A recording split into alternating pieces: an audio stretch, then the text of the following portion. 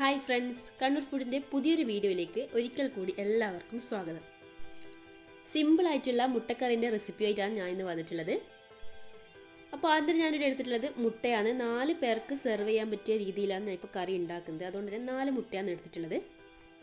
ഞാൻ മുട്ട ഒരു പാത്രത്തിലേക്ക് ഇട്ട് കൊടുത്തിട്ടുണ്ട്. അപ്പോൾ അതിലേക്ക് മുങ്ങാൻ പാകത്തിന് വെള്ളം ഒഴിച്ചിട്ട് കുറച്ച് ഉപ്പും കൂടി ചേർത്ത് കൊടുക്കാം. 12 മിനിറ്റ് കൊണ്ട് തന്നെ മുട്ട വെന്ത് കിട്ടും. അപ്പോൾ ഇത് റെഡി ആയിട്ടുണ്ട് കേട്ടോ.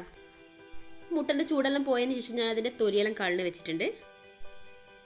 അപ്പോൾ ഞാൻ ഒരു പാൻ ചൂടാകാൻ വെച്ചിട്ടുണ്ട്. അതിലേക്ക് ഞാൻ 3 ടേബിൾ സ്പൂൺ വെളിച്ചെണ്ണ ഒഴിച്ച് കൊടുക്കുന്നുണ്ട്. വെളിച്ചെണ്ണ ഒന്ന് ചൂടായി വരുമ്പോൾ അതിലേക്ക് 2 മീഡിയം സൈസുള്ള സവാള ചെറുതായിട്ട് കട്ട് ചെയ്തതും കൂടി ഇട്ട് കൊടുക്കുന്നുണ്ട്. ഇനി നല്ലോണം ഇത് വഴറ്റിയെടുക്കാം. അപ്പോൾ ഇതിലേക്ക് കുറച്ച് ഉപ്പും കൂടി ഇട്ട് കൊടുത്താൽ പെട്ടെന്ന് തന്നെ വഴറ്റിയെടുക്കാൻ വേണ്ടി പറ്റും.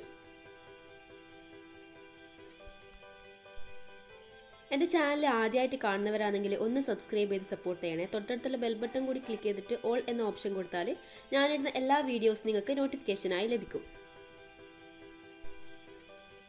സവാള ഏകദേശം റെഡി ആയിട്ടുണ്ട്. ഇതിലേക്ക് ഇഞ്ചി ചേർത്ത് കൊടുക്കാം. ചെറിയൊരു കഷ്ണം ഇഞ്ചിയെ ചെറുതായി കട്ട് ചെയ്തിട്ടാണ് ഇട്ട് കൊടുക്കുന്നത്. ചെറിയ കഷ്ണം മതി. ഇനി ഇതിലേക്ക് 2 പച്ചമുളക് ചേർത്ത് കൊടുക്കുന്നുണ്ട്. എരിവ് കൂടുതൽ വേണമെന്നുള്ളവർ ഒരു പച്ചമുളകും കൂടി ഇട്ട് കൊടുത്താൽ മതി.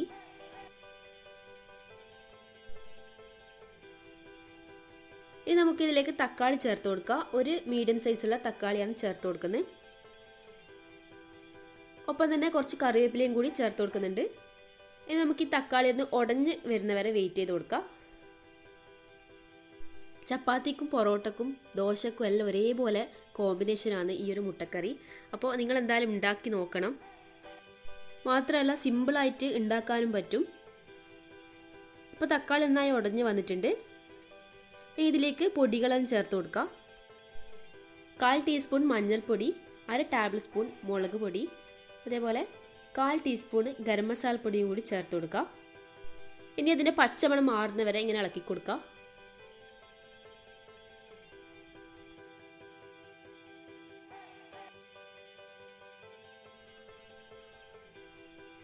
ഇനി നമുക്കിതിലേക്ക് കുറച്ച് വെള്ളം ഒഴിച്ച് കൊടുക്കാം. കുറേയൊന്നും വേണ്ട, കുറച്ച് മതി.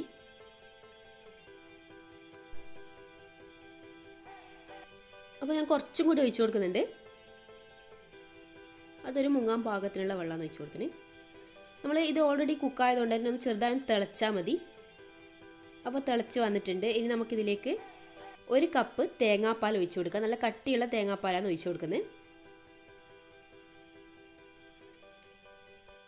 തേങ്ങാപ്പാൽ ഒഴിക്കുമ്പോൾ ഫ്ലെയിം ഒന്ന് കുറച്ച് വെക്കുക, അല്ലെങ്കിൽ പെട്ടെന്ന് അത് പിരിഞ്ഞു പോവും.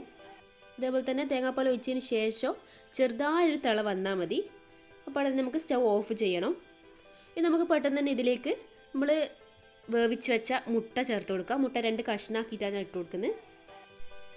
മുട്ട ഇട്ടതിന് ശേഷം മെല്ലെ ഒന്ന് ഇളക്കി കൊടുക്കുക, അല്ലെങ്കിൽ മുട്ട പൊട്ടിപ്പോവും. അതുപോലെ തന്നെ കൂടുതൽ തിളക്കേണ്ട ആവശ്യമില്ല, ചെറുതായി തിള വന്നാൽ മതി.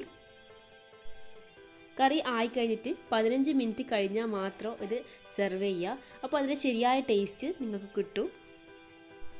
അപ്പോൾ ഈ ചെറുതായി തിളയെല്ലാം വരുന്നുണ്ട്, ഞാൻ സ്റ്റൗ ഓഫ് ചെയ്യലാണ്. അപ്പോൾ അടിപൊളിയായിട്ടുള്ള സിമ്പിളായിട്ടുള്ള മുട്ടക്കറിയുടെ റെഡി ആയിട്ടുണ്ട്. നിങ്ങളും എന്തായാലും ട്രൈ ചെയ്ത് നോക്കുക. വീഡിയോ ഇഷ്ടമായാൽ ലൈക്ക് ചെയ്യുക, കൂട്ടുകാർക്കെല്ലാം ഷെയർ ചെയ്ത് കൊടുക്കുക.